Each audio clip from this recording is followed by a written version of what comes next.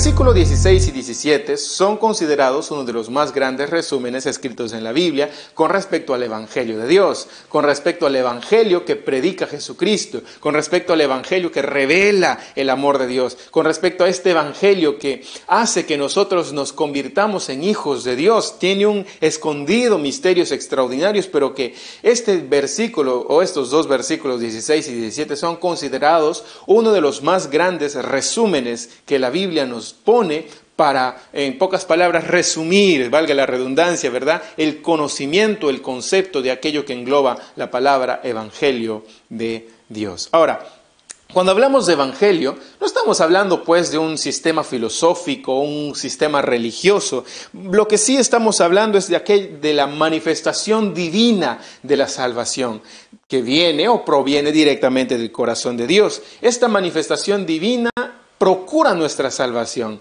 Esta salvación divina no solamente procura, sino que cumple, hace que nosotros nos convirtamos en personas salvas, nos convirtamos en hijos de Dios. Este mensaje del Evangelio es preponderante no solamente en el tiempo en el que vivió Pablo, sino también en nuestros tiempos y en el tiempo en el que nuestros hijos vivirán.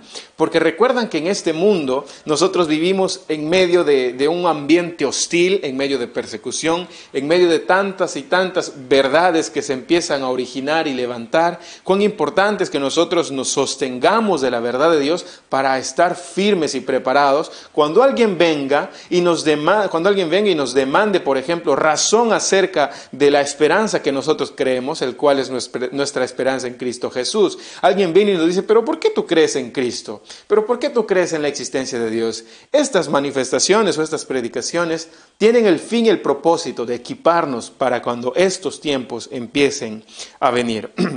Como les dije, estos dos versos son considerados uno de los más grandes resúmenes con respecto al Evangelio de Dios. Por ejemplo, solamente hablando del versículo 16, es básicamente el Evangelio, lo que nos dice es que es la buena nueva de Dios mismo. Lo que nos dice también que es que es poder de Dios para salvación.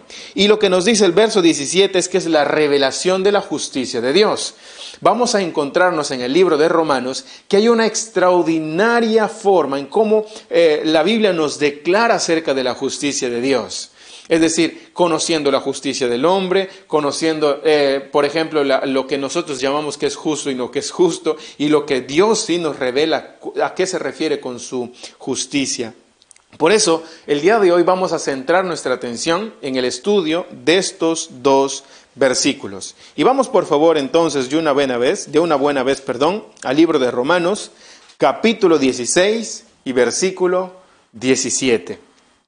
Y la palabra de Dios dice así: porque no me avergüenzo del Evangelio, porque es poder de Dios para salvación a todo aquel que cree, al judío primeramente y también al griego.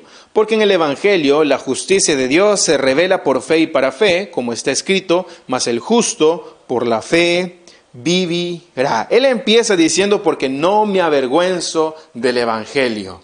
No me avergüenzo del Evangelio. Esta pareciera ser una razón plausible o hasta de una otra forma excusable que Pablo tuviera de avergonzarse del Evangelio por el estilo de vida que él vivió. Recordemos un poco. Por ejemplo, Pablo tenía en pocas palabras muchas razones para avergonzarse del Evangelio. Pablo fue preso en Filipos, fue expulsado de Tesalónica, sacado en secreto de Damasco en una canasta por las murallas. Ustedes recuerdan esa escena donde él sale escondido por temor a perder su vida.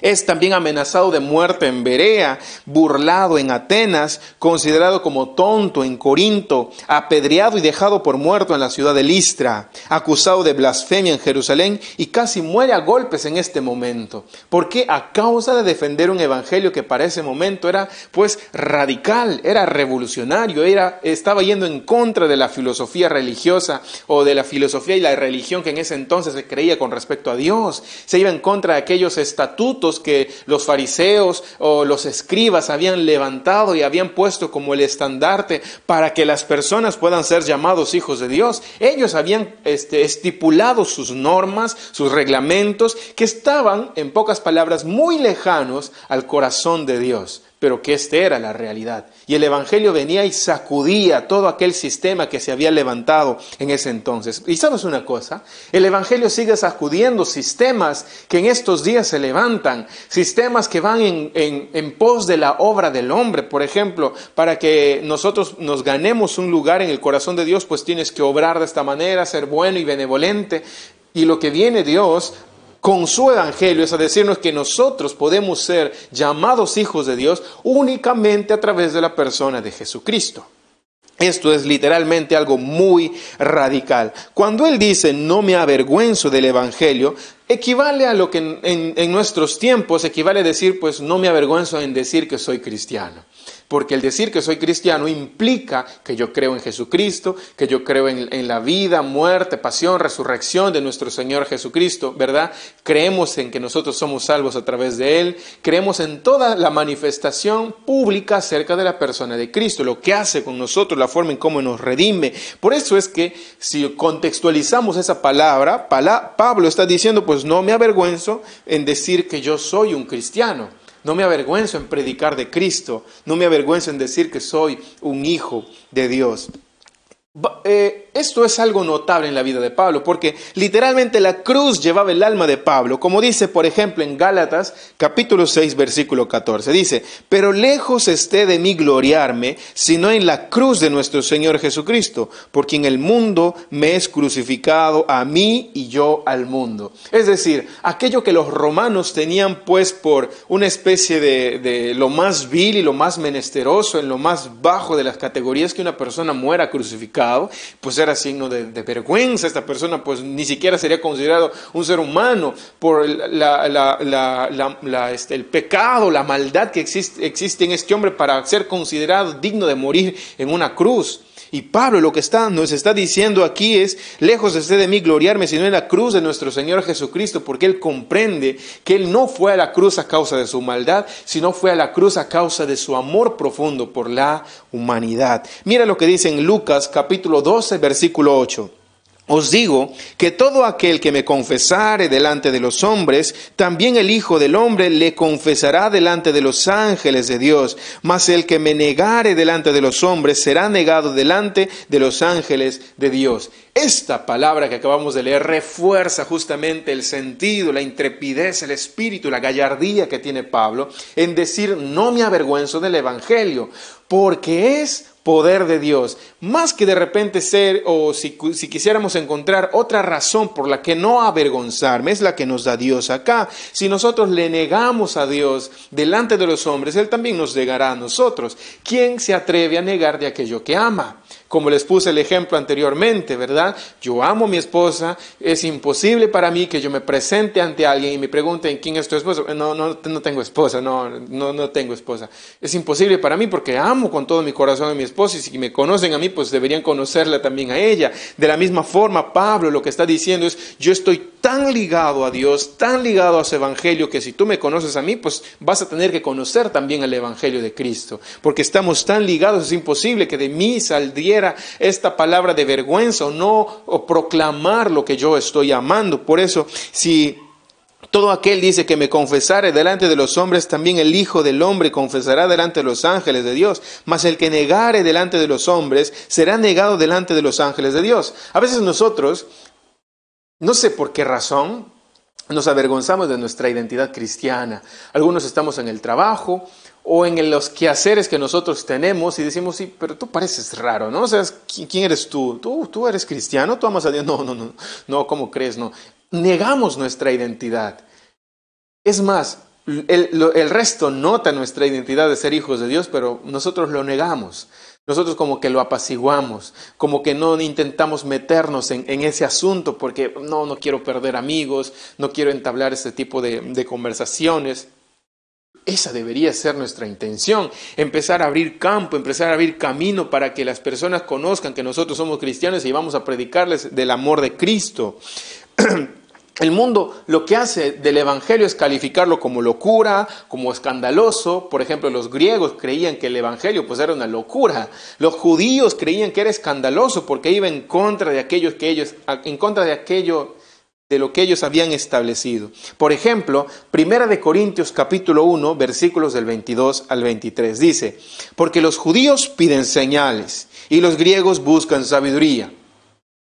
Pero nosotros predicamos a Cristo crucificado, para los judíos ciertamente tropezadero, escandaloso, y para los gentiles locura, porque iba en contra del status quo, en contra de lo que es sabio, en contra de lo que es intelectual, en contra de aquello que es filosófico, iba en contra de aquellas ramas que los griegos consideraban que era pues de la alta alcurnia, me dejo entender, y el evangelio venía y estropeaba todo ese sistema, porque el evangelio venía para todos, el evangelio venía y establecía un nuevo sistema de perdón, un nuevo sistema de amor, un nuevo sistema de cercanía de Dios ante la humanidad, un nuevo sistema en el que nosotros nos hacemos aceptos delante de Dios, un nuevo sistema en el que, en pocas palabras, resume nuestra cercanía entre la humanidad y Dios.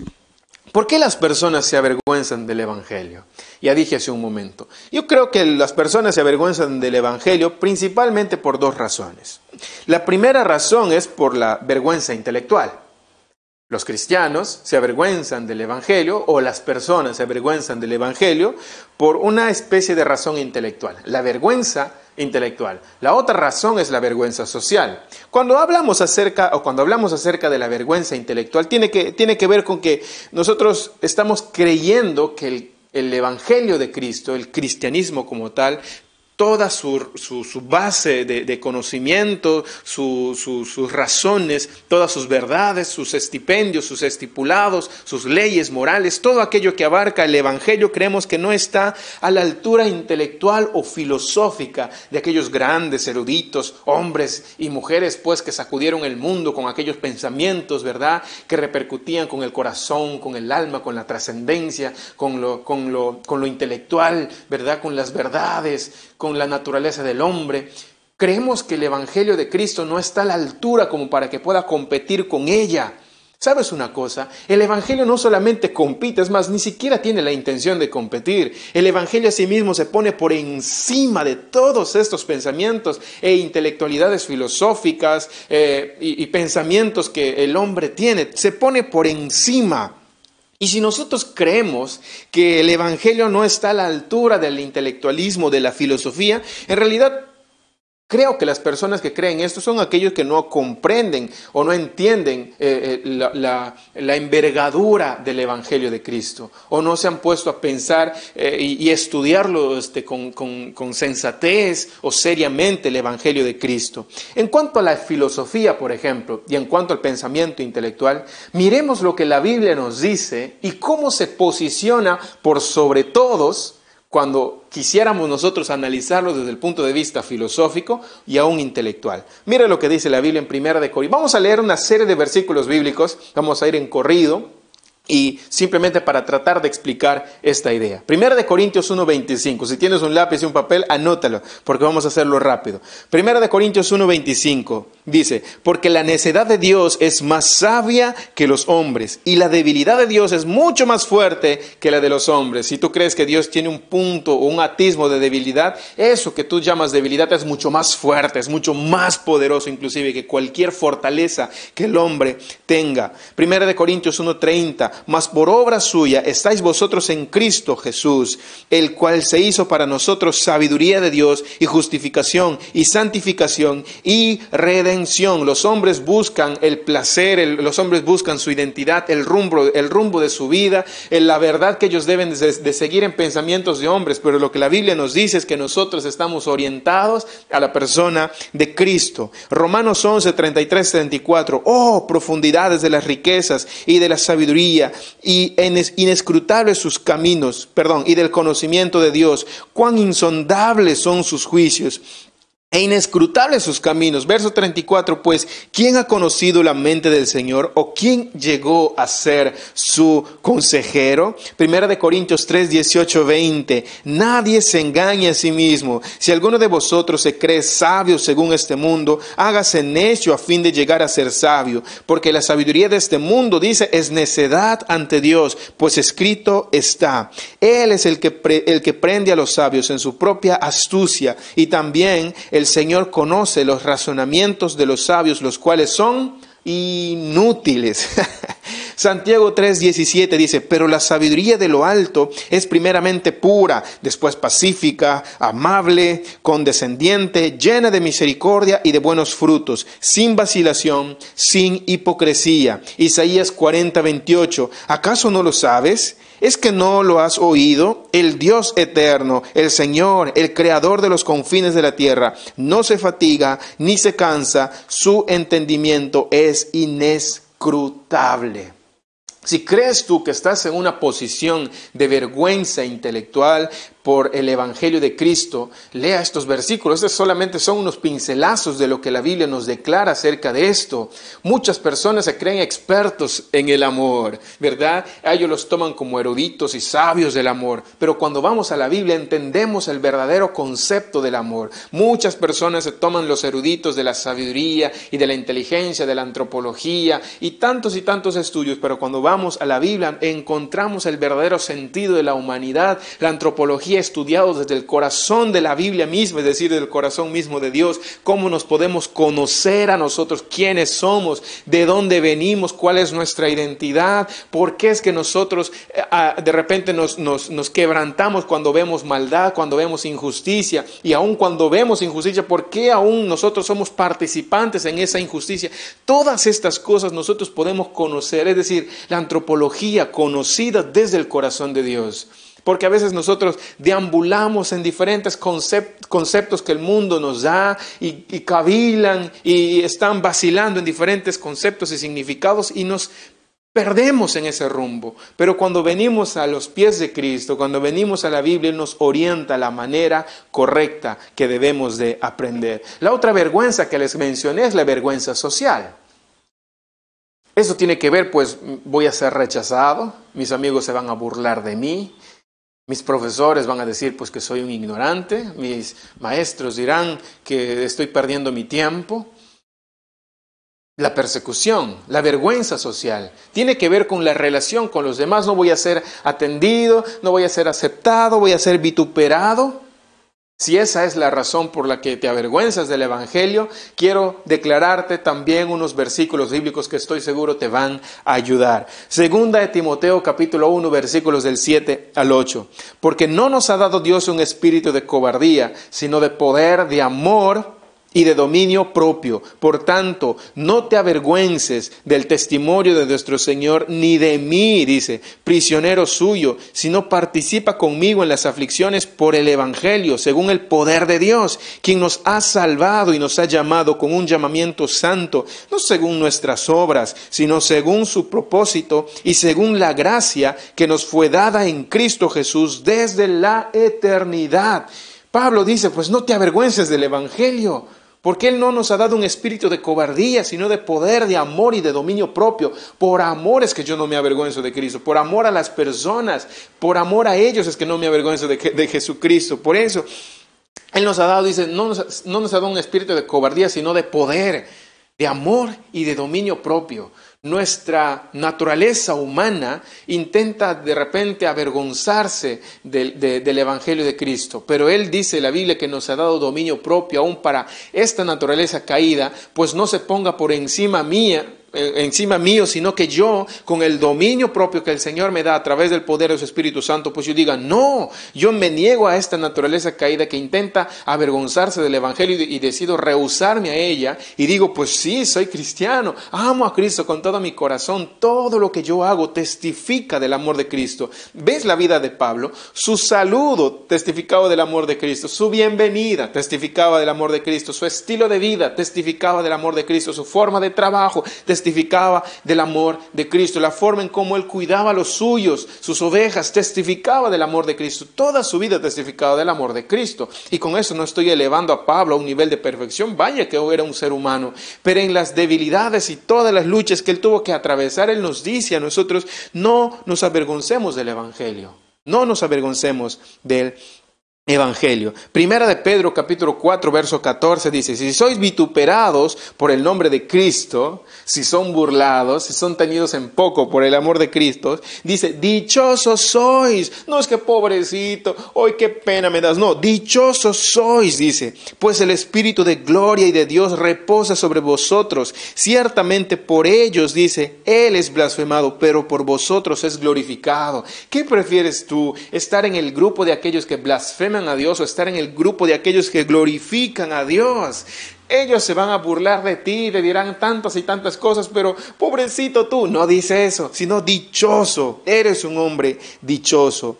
Isaías 51, 12, y para terminar este segundo punto dice: yo soy vuestro consolador. ¿Quién eres tú que temes al hombre mortal, al hijo del hombre que como hierba es tratado? ¿Cómo tú prefieres temer a los hombres antes que temer a Dios? Preferimos ser amigos de Dios antes que ser amigos del mundo. Eso es en pocas palabras el resumen.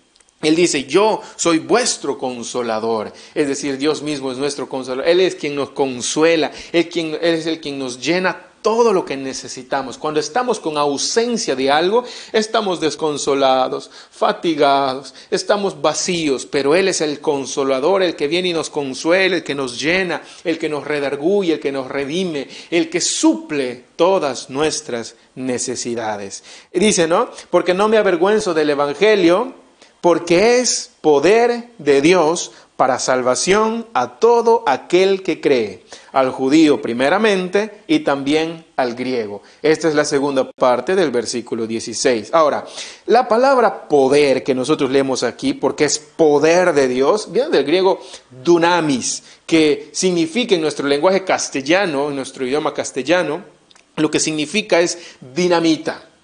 Y no solamente deriva en dinamita, sino también dínamo.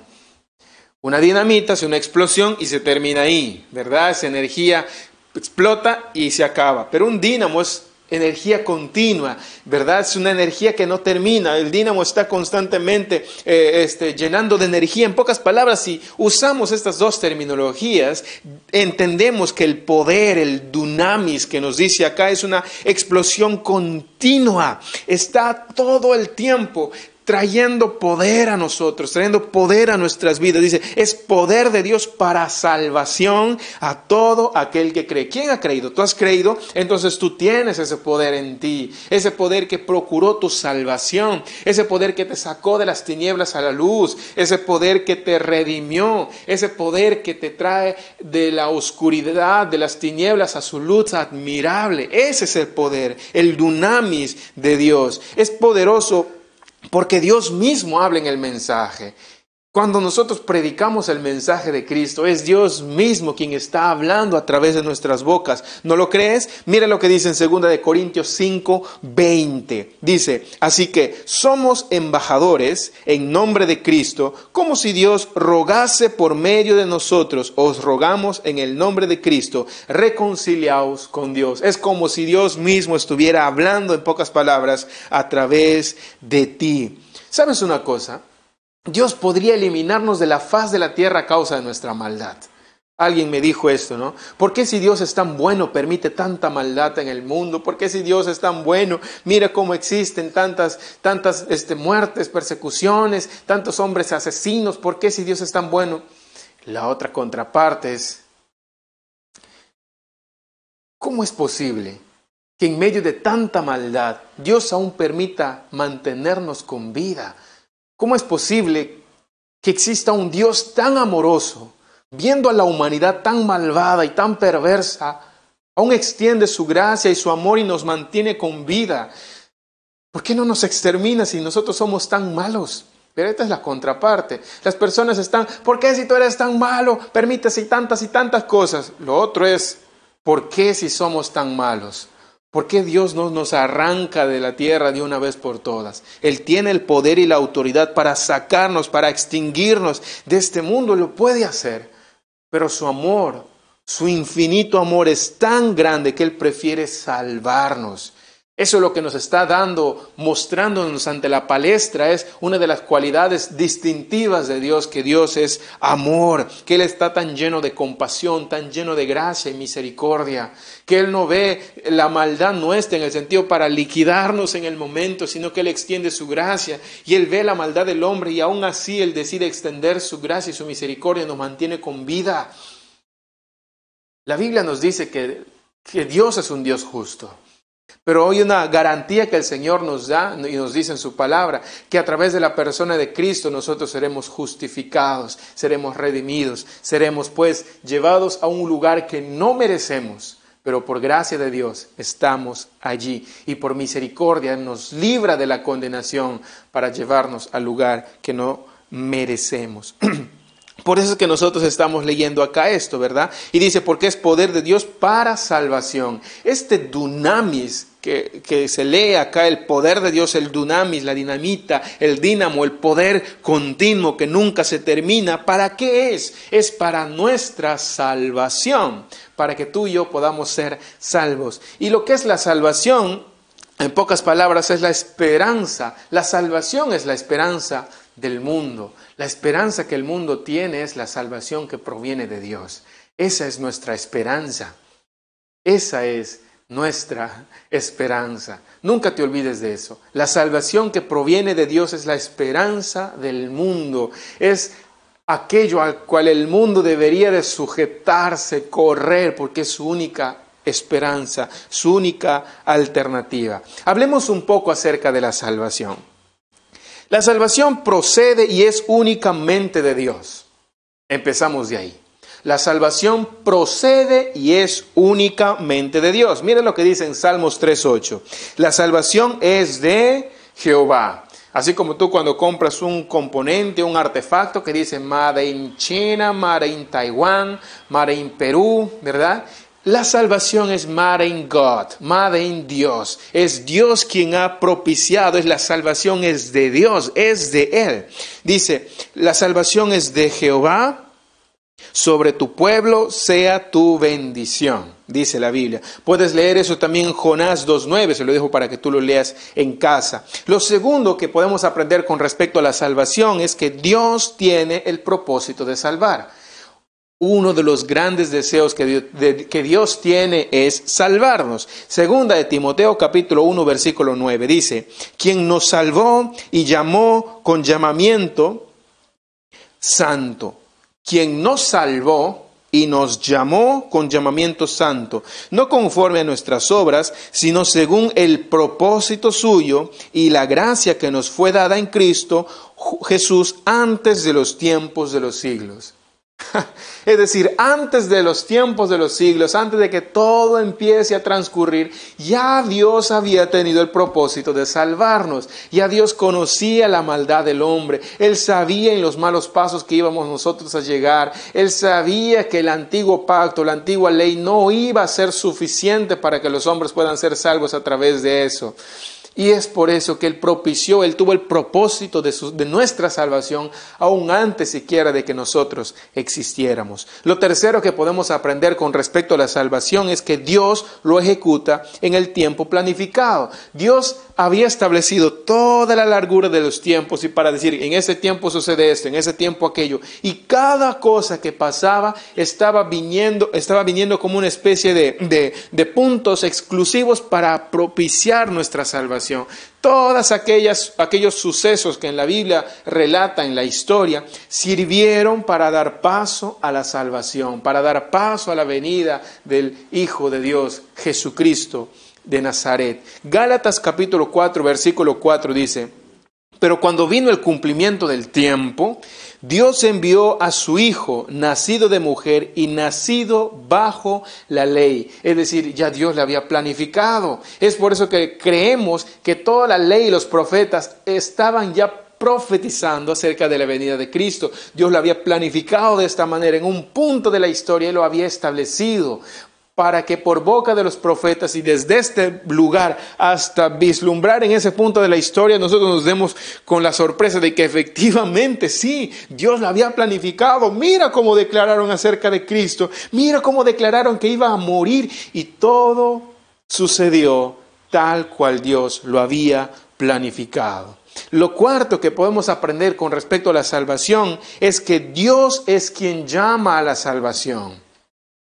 Dios es quien nos está llamando para ser salvos. Yo te invito, por favor, a ir a Romanos, ahí donde tú estás, Romanos 8, versículo 30 dice, y a los que predestinó, a estos también llamó, y a los que llamó, a estos también justificó, y a los que justificó, a estos también glorificó. Para entenderlo un poco más esto, ¿qué tal si lo hacemos desde el final hasta el inicio? ¿A quién es que Dios glorificó? A los que justificó. ¿Y a quiénes Dios justificó? A quienes Dios llamó. ¿Y a quiénes Dios llamó? Aquellos que predestinó. Es decir, Dios nos ha escogido. Dice en Isaías, ¿no? En Jeremías, antes de que nosotros estuviéramos en el vientre de nuestra madre, ya Dios nos había escogido, y como lo tuvo con el llamamiento para este hombre, para este profeta de Dios, lo había llamado para profeta a las naciones, y ese llamado que él tuvo para nosotros de repente es un llamado diferente, pero queda el concepto central que Dios nos había escogido y nos había llamado antes siquiera que estemos en el vientre de nuestra madre. Es decir, Él propició nuestra salvación. Él nos llamó para nuestra salvación. Y lo último que podemos aprender con respecto a la salvación es que Dios garantiza nuestra eterna seguridad de salvación. No solamente que Él lo planifica, no solamente que está en el corazón de Dios, amén. No solamente que Él lo establece en los tiempos, no solamente que Él nos llama para ser salvos, sino que Él mismo lo que hace es resguardar, da nuestra seguridad eterna de salvación. El libro de Romanos nos va a ayudar a clarificar y esclarecer muy bien este asunto con respecto a nuestra seguridad de salvación. Nosotros somos salvos, siempre salvos, seguros en Cristo, porque nuestra salvación no depende de nosotros, ni la seguridad de nuestra salvación no depende de nosotros, depende de la persona de Cristo. Para darles algunos pincelazos, vaya nuevamente conmigo a Romanos 8, para adelantarnos un poco, lo vamos a ver después. Romanos capítulo 8, versículo 32 al 39. Vamos a leerlo y no nos vamos a centrar tanto en su estudio porque lo vamos a hacer más adelante. Romanos 8, capítulo 32 al 39. Aquí está. Dice, el que no escatimó ni a su propio Hijo, sino que lo entregó por todos nosotros, ¿cómo no nos dará también con Él todas las cosas? ¿Quién acusará a los escogidos de Dios? Nosotros somos los escogidos de Dios. ¿Quién acusará a los escogidos de Dios? Dios es el que justifica. ¿Quién es el que condenará? Cristo es el que murió, más aún el que también resucitó, el que además está a la diestra de Dios, el que también intercede por nosotros. ¿Quién nos separará del amor de Cristo? ¿Tribulación, angustia o persecución, o hambre o desnudez, o peligro o espada? Como está escrito, por causa de ti somos muertos todo el tiempo, somos contados como ovejas de madero. Antes, en todas estas cosas, somos más que vencedores por medio de aquel que nos amó, por lo cual estoy seguro de que ni la muerte, ni la vida, ni ángeles, ni principados, ni potestades, ni lo presente, ni lo porvenir, es decir, ni el presente, ni el futuro, ni lo que vaya a sucederme después, ni lo alto, ni lo profundo, ni ninguna otra cosa creada nos podrá separar del amor de Dios que es en Cristo Jesús, Señor nuestro. Este es un pincelazo básicamente a uno de los estudios que vamos a ver más adelante con respecto a la seguridad de nuestra salvación. De ahí la importancia, por ejemplo, del libro de Romanos. Qué extraordinario, ¿verdad? Es lo que estamos aprendiendo. Esto es con respecto a la salvación, aquello que estamos, porque es poder de Dios para salvación. A todo aquel que cree, al judío primeramente y también al griego. En pocas palabras, lo que estamos entendiendo también es que Dios salva a todo aquel que en Él cree. ¿En quién? En la persona, obviamente, de su Hijo Jesucristo. En pocas palabras, creer es la única o el único requisito y la única condición para ser salvos. creer en Él, creer en su obra majestuosa. Y una persona que cree, pues lo que hace es comprometerse. Una persona que cree bajo el concepto que encierra esta creencia que la Biblia nos declara acá, lo que nos está diciendo es: aquellos que creen se comprometen justamente con aquello que están creyendo. Si una persona no se consagra con aquello que está creyendo, es porque en realidad nunca ha creído. Por eso es que algunos tienen problemas con este asunto de la seguridad de salvación. Pero yo conocí a muchas personas que un día estuvieron en la iglesia, amaron a Cristo en su corazón, se fueron al frente, recibieron a Cristo en su corazón, hicieron la oración del arrepentimiento, pero después he visto cómo se convirtieron en ateos, se alejaron. ¿Ya ves que sí se pierde la salvación? No. La Biblia dice, pues estuvieron con nosotros, mas no estuvieron con nosotros. En pocas palabras, salieron de nosotros, pero no fueron de nosotros. Es decir, fue simplemente una especie de compromiso emocional. Por eso, el creer que nos dicta aquí en la palabra es un creer que la persona tiene que comprometerse con aquello que cree, vive, se consagra con aquello que está creyendo. Con esto no estoy haciendo una apología a la perfección del hombre, no, sino lo que estoy diciendo es que esta persona se compromete tanto con esta creencia que él tiene en la persona de Cristo, que cuando pasa por tiempos de tentaciones, tiempos a lo mejor de persecución y de tormentas y de caídas, lo que hace esta persona es arrepentirse, correr a los pies de Cristo. Esta perseverancia que esta persona tiene, aún a pesar de las caídas, se sigue levantando y sigue caminando y sigue avanzando. Lo que nos está diciendo que esta perseverancia ni siquiera proviene de él. Esta perseverancia proviene del Espíritu Santo que mora en él, porque esta presencia de la persona del Espíritu Santo en nosotros dice que clama aún al Señor, clama, está en esta necesidad de conexión y no permitirá pues que viva lejos de esta conexión tan sagrada que es con la persona del Padre. Por eso es que aún esta persistencia, esta perseverancia no depende de nosotros, depende única y exclusivamente de la persona del Espíritu Santo. Por eso es que para creer se necesita consagrarse aquello que estamos diciendo que creemos. Creemos en la persona de nuestro Señor Jesucristo, creemos que a través de Él nosotros somos salvos, debemos de consagrarnos. Toda nuestra vida ahora gira en torno a Él, porque la Biblia dice que Él es la piedra angular, Él es la cabeza y nosotros somos su cuerpo, que formamos parte de su cuerpo. Lo otro que vemos también acá dice al judío primeramente y también al griego.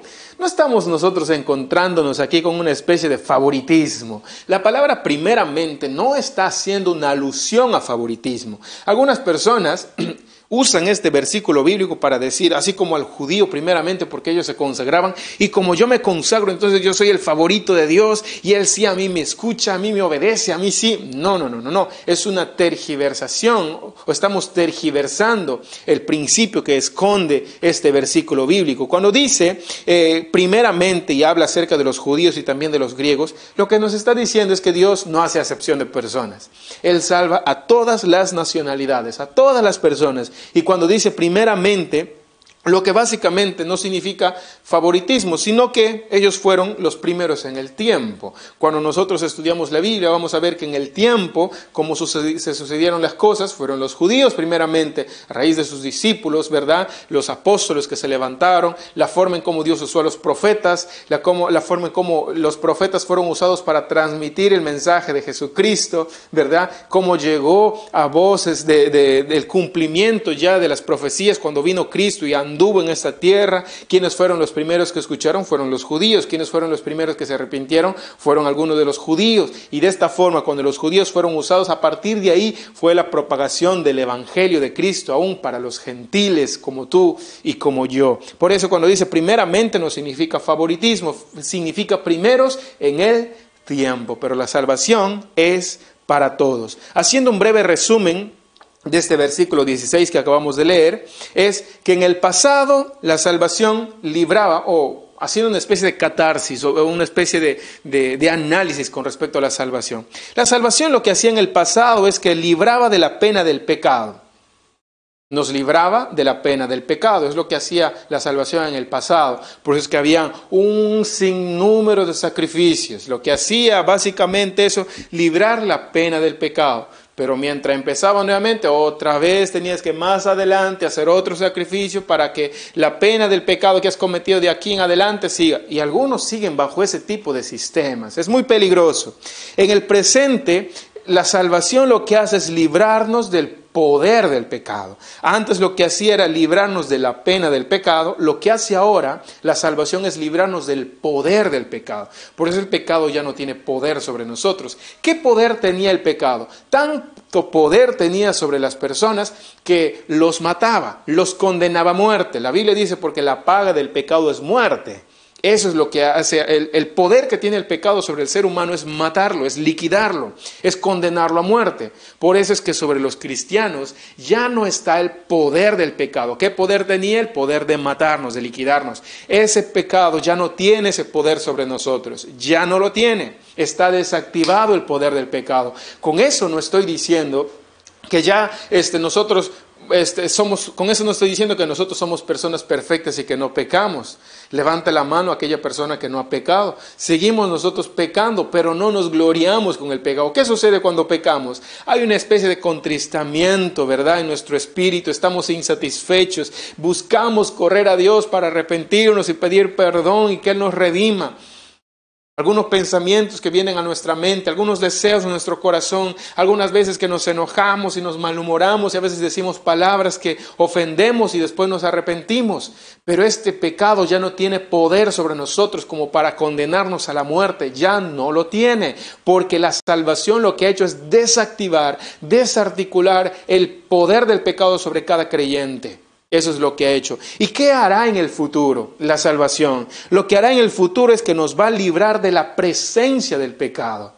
Hoy en día a nosotros nos toca lidiar con el pecado, nos toca hacerle afrenta, vete, no tienes poder sobre mí, nos toca poner en práctica el dominio propio para que estos pensamientos que vienen no lleven pues a mí a provocar una acción, ¿verdad? Este enojo, esta ira a veces que está en nosotros pues no nos lleve a lastimar a alguien. Estamos en continua práctica de aquellos frutos, dones del Espíritu Santo que nos ayudan justamente a perseverar, pero en el futuro nosotros vamos a ser librados de la presencia del pecado. Ya no tendremos pecado sobre nosotros. ¿Por qué? Porque el último paso que siempre digo, justificación o salvación, santificación, y está la glorificación. En la glorificación nosotros tendremos un cuerpo nuevo, con pensamientos nuevos, un corazón nuevo. Estaremos personas redimidas, glorificadas, un cuerpo semejante al de nuestro Señor, donde ya no habrá presencia de pecado, ya no habrá maldad en nosotros. Eso es lo que hace justamente la salvación por nuestras vidas. Si estuviéramos en la iglesia, yo diría, dale un fuerte aplauso al Señor por aquello que acabamos de hablar con respecto a la salvación. El versículo 17 dice, porque en el Evangelio la justicia de Dios se revela por fe y para fe, como está escrito, mas el justo por la fe vivirá. Porque en el Evangelio la justicia de Dios se revela por fe y para fe. Pablo no se avergüenza del Evangelio en pocas palabras, porque el Evangelio es la revelación de la justicia de Dios. Y esta revelación de la justicia de Dios es aquella que salva. La revelación de la justicia de Dios salva. Dice, porque en el Evangelio la justicia de Dios se revela por fe y para fe.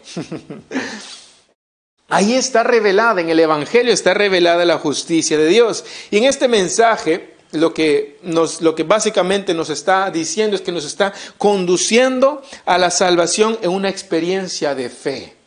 Nosotros somos salvos a través de la fe, por medio de la fe. Somos salvos por fe y para fe, en pocas palabras. ¿Y esta fe de quién es producida? Esta fe es producida por el hombre.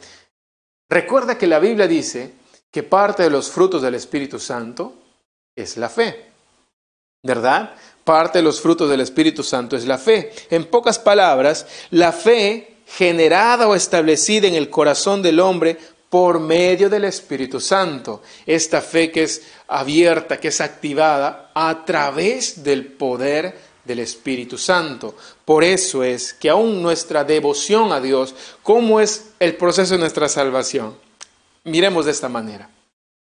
Nosotros nos dirigimos al corazón del Padre a través del Hijo por el poder del Espíritu Santo. Es el poder del Espíritu Santo quien activa esta fe para que creamos en el Hijo de Dios que nos conduce al Padre.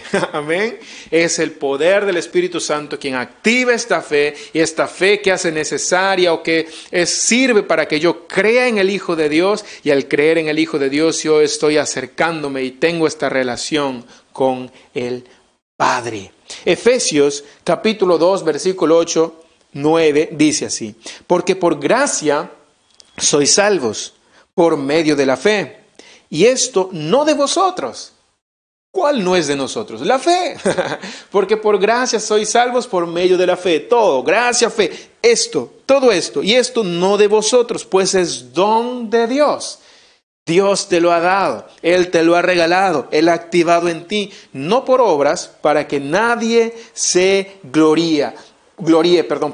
Por eso es que no se trata de una acción del hombre, que es la fe, ¿verdad? Sino que es básicamente lo que estamos viendo aquí, como está escrito, más el justo por la fe vivirá. Lo que estamos viendo aquí es la fuerza o el poder del Evangelio, que es todo lo contrario de lo que nosotros hemos creído, ¿verdad? Que creemos que es una acción del hombre la que nos hace salvos, y en realidad lo que nos conduce al Evangelio, cuando en realidad es todo lo contrario. Es el Evangelio que produce en nosotros ese deseo de acercarnos a Él. Por eso no se trata de una acción del hombre, que es la fe, que sea lo que sea la fuerza, ¿verdad?, para acercarnos a Dios, sino lo que es lo singular, o el resumen de esto es que es el Evangelio quien produce todo esto. Es el poder del Evangelio lo que hace posible que el hombre tenga fe. La fe, en pocas palabras, lo que está haciendo es aceptar como única y exclusiva la justicia de Dios. Conocemos muchas justicias, muchos medios, muchas formas que nos dijeron: de esta forma se aplica la justicia de Dios, no, de aquella manera, no, de esta. Y viene la palabra de Dios y nos dice: no. Por el Evangelio se revela la justicia de Dios. ¿Y qué conocemos en el Evangelio? En el Evangelio conocemos que a través de la persona del Hijo nosotros nos acercamos a Dios, y este acercamiento no depende de ti, no es por la acción del hombre, sino es activada por el poder del Espíritu Santo a través del Evangelio de Jesucristo. Este fue el gran problema que enfrentaron, por ejemplo, los judíos, el judaísmo con el cristianismo. Este fue el principal problema, que empezaron a desarticularse y a tener enemistades, a tal punto de que los judíos inclusive apedreaban y mataban a aquellos que creían diferente a ellos. Esto fue un gran problema. Entender eso nos ayuda a entender también los capítulos 9 y 11, que lo vamos a ver más adelante. Aún estamos en el capítulo 1. El capítulo 9 y 11 nos va a ayudar justamente a entender eso que estamos leyendo, el versículo número 17, porque ahí vamos a ir conociendo muchas cosas singulares, muchas cosas extraordinarias, que el entender este versículo que acabamos de leer, el entender que nosotros somos salvos a través de la fe, y esta fe no es una especie de acción del hombre, sino es producto del poder del Espíritu Santo. Esto nos va a ayudar justamente a entender los versículos 9 y 11. Por eso también sería bueno que entendiéramos lo que nos dice la Biblia en Mateo 5:20, para resumir justamente la esencia del mensaje. Dice: porque os digo que si vuestra justicia no fuere mayor que la de los escribas y fariseos, no entraréis en el reino de los cielos. Porque si vuestra justicia no fuera mayor que la de los escribas y fariseos, no entraréis en el reino de los cielos. Jesús está ante una multitud. Están los escribas y fariseos detrás de Cristo, buscando algún error que Él cometa, ¿verdad? Y Él ante este público extraordinario que se encuentra Cristo, Él lo que hace es decir, bueno, lo que estoy diciéndolos es, en pocas palabras, que existen dos tipos de oyentes, o dos modos de vida. Está tanto la de los escribas y de los fariseos. ¿Por qué pone Jesús a estos dos tipos de modos de vida? No es por casualidad, es por algo, porque en la tradición vamos a aprender cuál fue el principal problema por la que los escribas y los fariseos, a los cuales Cristo los llamó de una forma muy dura, fue el problema para no, inclusive Él nos dice, no entraréis en el reino de los cielos. En pocas palabras, ustedes, mis estimados escribas y fariseos, en el modo de vida que están viviendo, en el ritmo de vida en lo que ustedes creen, no entrarán en el reino de los cielos. Y esto fue un golpe duro para ellos, porque los escribas y los fariseos eran el estándar, eran básicamente aquellos que guiaban a las personas, eran el modo correcto en cómo las personas deberían vivir para entrar en el reino de los cielos. Pero lo que Cristo viene y dice, a menos que ustedes no sean más que ellos, es decir, en su forma, en su estilo de vida, en las creencias que ellos creen, que sean diferentes, en pocas palabras, si siguen sus prácticas, no entrarán en el reino de los cielos. Tanto fue su confrontación de Cristo con ellos que les dijo en pocas palabras, ustedes no van a entrar en el reino de los cielos. Aquí estamos ante dos grupos, escribas y fariseos. ¿Quiénes eran los escribas? Los escribas pues eran profesionales de la ley, ¿no? Dedicados a la enseñanza de la ley. Ellos formaban parte de la Corte Suprema de Justicia, es decir, lo que se conoce como el Sanedrín. Ellos tenían la autoridad bajo la ley, ¿verdad?, de lanzar algunos estatutos o algunas sentencias, apedreamientos, ¿verdad?, contra aquellas personas que se iban en contra de aquello que los escribas habían establecido y que habían hecho creer a la gente que era la forma en cómo Dios lo había establecido. Y ese era un grave problema. ¿Cuáles eran dentro de las principales funciones de los escribas? Ellos preservaban la ley, enseñaban la ley y aplicaban la ley. Ellos eran los maestros, los vigías. Mira, tú debes de practicar de esa manera. No, así no se hace, así se hace. Tú tampoco. Y ellos también eran aquellos que aplicaban la ley. Es decir, alguien venía que no vivía bajo las ordenanzas de la ley y decían, pues hay una justicia que se debe aplicar, apedrearlo, excomulgarlo, sacarlo, expulsarlo y todas esa serie de sentencias que habían. Ellos eran justamente lo que hacían. Ellos eran los maestros, los que enseñaban. Por ejemplo, Pablo fue instruido a los pies de un afamado escriba, de un afamado hombre llamado Gamaliel. Él formaba parte del Sanedrín y él era un escriba, era una autoridad, formaba parte de la justicia, de la Corte Suprema de Justicia de ese entonces, formaba parte del Sanedrín, era un hombre muy estudiado de la ley. Por eso es que Pablo era conocedor de la ley. Y mira, ¿quién está escribiendo estas cosas que acabamos de leer en Romanos? Es el mismo Pablo. Conociendo la ley, conociendo la forma en cómo se escribió la ley, él empieza a denunciar todas estas cosas. Los escribas, como tenían esta autoridad o esta alcurnia, lo que muchas veces ellos hacían era beneficiarse de su puesto para beneficio propio. Ellos abusaban de su puesto para beneficio propio. Mira lo que dice la Biblia en Lucas 20:47, que devoraban, dice, las casas de las viudas y por pretexto hacen largas oraciones. Estos recibirán mayor condenación. Hacían largas oraciones, parecía que tenían un sustento económico. Mientras más larga la oración, mejor pago, retribución. Era justamente, abusaban de su poder y de su autoridad para llegar a ese tipo de problemas que sucedían en ese entonces. Los escribas pertenecían pues a la secta de los fariseos. Es decir, estaban los fariseos y de los fariseos ellos eran pues como que de los más, ¿no? Los que salían y ellos se dedicaban justamente a preservar la ley, a la enseñanza y a la aplicación de la ley. Y estaban los otros, ¿verdad? Que eran los fariseos como tal. Por eso existe esta distinción. Escribas, que es un grupo separado de los fariseos, y están los fariseos como tal. Los fariseos, como su mismo nombre lo dice, ellos eran separados, significaba eso, fariseos, ¿no? Separados o superiores a los demás hombres. Mira lo que dice en Lucas 8 o 18:11. El fariseo, puesto en pie, oraba consigo mismo de esta manera: Dios, te doy gracias porque no soy como los otros hombres, ladrones, injustos, adúlteros, ni aun como este publicano, refiriéndose a alguien que estuvo ahí orando, diciendo y golpeándose el pecho, ¿verdad? Ni siquiera como él. Gracias, Señor, porque soy bueno, en pocas palabras. El fariseo se creía de esta manera. Los fariseos pues eran entonces conocedores de la ley, establecieron un código ceremonial más riguroso que la propia ley. En vista de que ninguno de ellos podía cumplir la ley a cabalidad, lo que ellos establecieron es una especie de interpretación propia, y lo que les daban a los hombres, es decir, esta es la forma en cómo ustedes tienen que vivir, esta es la forma correcta en cómo se tiene que interpretar la ley.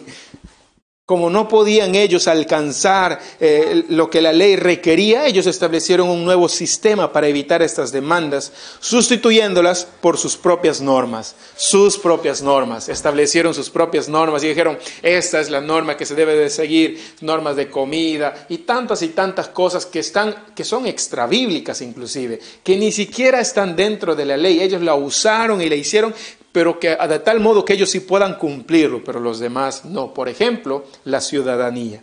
Si guardan la ley en la fórmula que nosotros la establecemos, solo así alcanzarán la justicia que hace aceptos delante de Dios. En pocas palabras, ese era el estandarte que predicaban estos fariseos. Marcos 7:7 dice, pues en vano me honran, enseñando como doctrinas mandamientos de hombres. Esta era la denuncia que hacía Cristo públicamente hacia ellos. Ustedes levantaron un nuevo sistema de ley porque no pudieron cumplir con la ley que está establecida en la palabra. Pero la ley que está escrita en la palabra es justamente para eso, para que se den cuenta que como hombres, como imperfectos, no la pueden cumplir. Y para que eso da luz justamente a la llegada del Mesías, del Hijo de Dios, para que solamente a través de Él y no a través del cumplimiento de la ley, ustedes puedan ser hijos de Dios. Mateo 23:13 dice, pero hay de ustedes, escribas y fariseos hipócritas, que cierran el reino de Dios o el reino de los cielos delante de los hombres, porque ni entran ustedes ni dejan entrar a los que están entrando. El sistema de creencias que ustedes han levantado, la forma que ustedes dicen que deben entrar al reino de los cielos no es la correcta, son hipócritas, le están enseñando mal, no es el que Cristo, no es el que la Biblia la estipula, no es aquello que la Biblia lo ha demandado, ustedes lo han distorsionado por completo. Ni siquiera ustedes entran, ni dejan entrar siquiera a las personas, y es más, dice aquí al final, ¿no?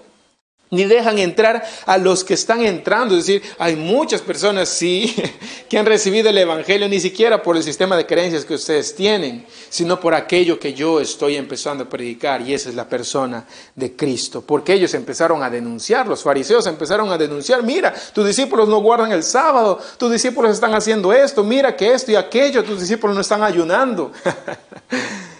Qué tremendo. La fe es el elemento entonces que permite alcanzar la justificación. Fe ejercida y depositada en el Salvador. Lo que hace es lo que dice básicamente que la persona que tiene esta fe renuncia a cualquier forma del yo o de la justicia humana. Yo renuncio a todo esto y decido simplemente sujetarme a la justicia de Dios, aquello que la Biblia me dice, que debo acercarme solamente a través de la persona de Cristo. Filipenses 3:9, y ya voy terminando, dice, ser hallado en Él, no teniendo mi propia justicia, que es por la ley, sino la que es por la fe de Cristo, la justicia que es de Dios por la fe, solamente por la fe. Si yo sigo pues la ley o la justicia que es por la ley, estoy siguiendo mi propia justicia. Dice, ser hallado en Él, no teniendo mi propia justicia que es por la ley, sino por la que es por la fe de Cristo, la justicia que es de Dios por la fe. Por fe y para fe significa que yo recibo la fe para responder con fe. Yo recibo la fe que es verdad procurada por el Espíritu Santo, y esta fe responde justamente a reconocer a Cristo como mi Salvador, y eso me lleva al seno del Padre. Tanto es la fe que el Espíritu Santo produce en nosotros, que nos da esa necesidad de seguir predicando su Evangelio. Por eso es que Pablo dice, porque no me avergüenzo del Evangelio, porque es poder de Dios. No me avergüenzo del Evangelio porque es poder de Dios, y esa es la esencia de este mensaje. Y ese es el llamado a la acción que les hago a todos ustedes. No se avergüencen del Evangelio porque es poder de Dios. No te avergüenzas de aquello que amas. Si amas a Dios con todo tu corazón, no te avergüences de Él. Si amas su Evangelio, no te avergüences de Él. Si amas a Cristo, no te avergüences de Él. Viva para Cristo. Y si es necesario nuestra vida ponerla en bandeja de plata a causa del Evangelio de Cristo, pues estamos dispuestos a hacerlo. Mi vida, Señor, es tuya. ¿Qué es mi vida para yo ponerla como excusa y renunciar a la fe? No. Si mi vida está puesto para yo seguir testificando de Cristo, si me piden entregarle a mi vida, pues aquí está la mía. Pues para mí el vivir es Cristo y el morir es ganancia.